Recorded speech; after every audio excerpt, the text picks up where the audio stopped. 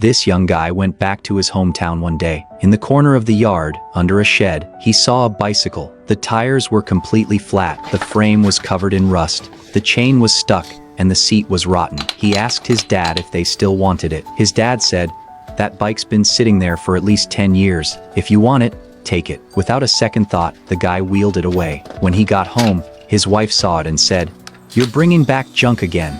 There's no room left in this place." He didn't argue. He squatted outside, stripped the bike down to nothing. He washed, sanded, and oiled every single part. He repainted the frame, replaced the chain, and put on new tires. It took him 3 whole days. On the evening of the 3rd day, he put the bike back together, pumped up the tires, and rode it around the neighborhood. His wife saw him from the window, ran downstairs and said, "You fixed this? It looks amazing." Later, his dad came to visit. When he saw the bike, he stared for a long time and said, "Isn't that the old junk from our shed? How did it turn into this?"